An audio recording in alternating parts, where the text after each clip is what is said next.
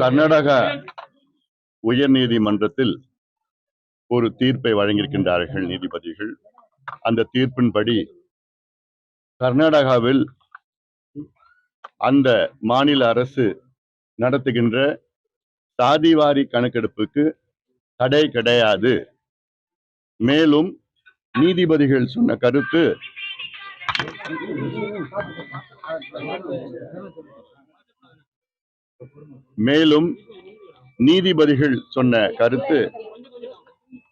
சாதிவாரி கணக்கெடுப்பு நடத்துவதற்கு மத்திய அரசுக்கு மட்டுமல்ல, மாநில அரசுக்கும் முழு அதிகாரம் இருக்கிறது. மாநில அரசு கொள்கை முடிவு எடுத்திருக்கின்றார்கள்.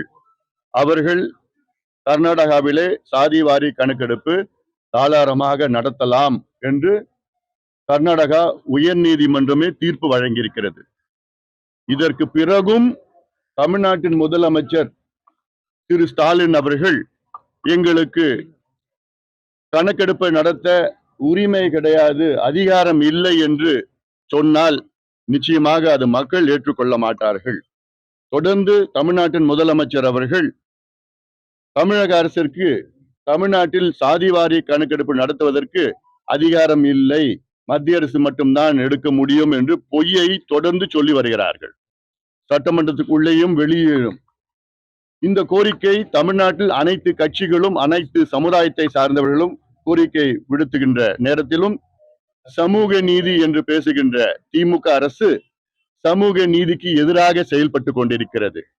இது எவ்வளவு பெரிய துரோகம் தமிழ்நாட்டு மக்களுக்கு திமுக செய்து கொண்டிருக்கிறது. இந்தியாவிலே கர்நாடகா, தெலுங்கானா, பீகார், ஒரிசா, ஆந்திரா, ஜார்க்கண்ட் இந்த மாநிலங்களில் சாதிவாரி கணக்கெடுப்பு நடத்தி கொண்டிருக்கின்றார்கள். சில மாநிலங்கள் நடத்தி முடித்து விட்டார்கள். இந்தியன் ஸ்டாட்டிஸ்டிக்கல் ஆக்ட் 2008 படி. அப்போ இவ்வளவு மாநிலம் நடத்தி கொண்டிருக்கிறது. ஆனால் தமிழ்நாடுக்கு மட்டும் அதிகாரம் இல்லை என்று பொய்யை சொல்லுகின்ற ஒரு முதலமைச்சரை இப்பதான் நம்ம பார்த்துட்டு இருக்கிறோம். அந்த பொய் இப்ப பாத்தீங்கன்னா இன்னும் மேலும் பொய்யாகி விட்டது. நேற்று கர்நாடகா அங்கு நீதிமன்றம் தீர்ப்புக்கு பிறகு இனியாவது முதலமைச்சர் ஸ்டாலின் அவர்கள் உடனடியாக தமிழ்நாட்டிலே சாதிவாரி கணக்கெடுப்பு நடத்தணும். இல்ல உங்க சாதி பேரை பிடிக்கலன்னா சமூக நீதி கணக்கெடுப்புன்னு பேரை மாத்திக்குங்க. இது அவசியமானது. இது ஏதோ ஒரு ஜாதி பிரச்சனை கிடையாது. தமிழ்நாட்டில் உள்ள கிட்டத்தட்ட 2 கோடி குடும்பங்களுடைய நிலையை நாம கண்டறிய வேண்டும். இப்ப இருக்கிற கணக்கெடுப்பு வெள்ளக்காரங்காலத்துல 1931 எடுத்த கணக்கெடுப்பு 90 ஆண்டு காலமாக அதை வச்சுதான் நம்ம ஓட்டிட்டு இருக்கிறோம். இப்ப எடுக்கின்ற கணக்கெடுப்பு துல்லியமாக நவீன தொழில்நுட்பங்களோடு எடுக்கலாம். அடுத்த 50 ஆண்டுகள் இந்த கணக்கெடுப்பை பயன்படுத்தலாம். மைக்ரோ லெவல் பிளானிங் செய்யலாம், சமூக நலத்திட்டங்களை கொடுக்கலாம், இடஒதுக்கீட்டை அதிகப்படுத்தலாம், நியாயப்படுத்தலாம். அதுவரை தமிழ்நாட்டுக்கு இன்னொரு மிக முக்கிய காரணம் இருக்கிறது கணக்கெடுப்பை நடத்துவதற்கு.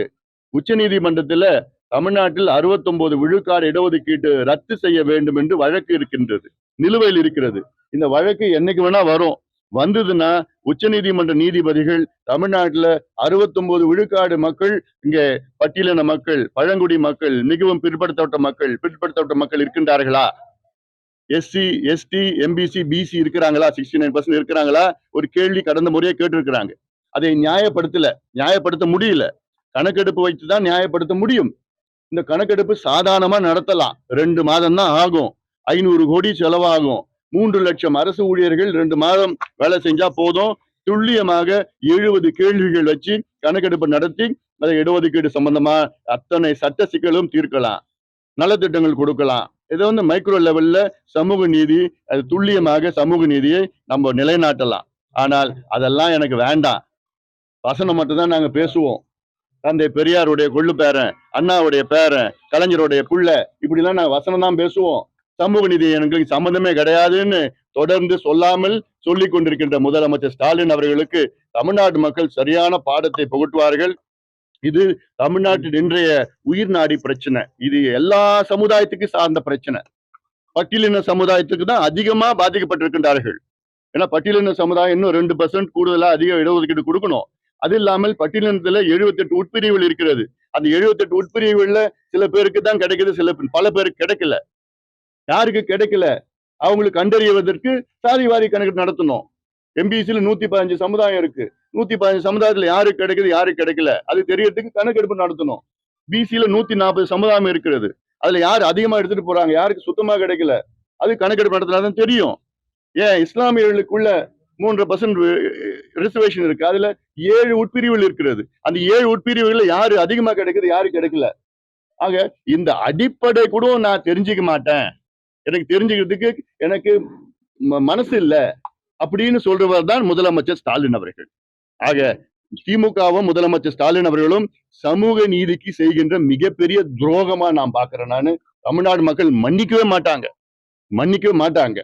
செய்திகளை உடனுக்குடன் தெரிந்து கொள்ள கீழ்கண்ட கேபிள் மற்றும் டிடிஹெச் நெட்வொர்க்குகளில் எம்நாடு செய்தி தொலைக்காட்சியை காணுங்கள்.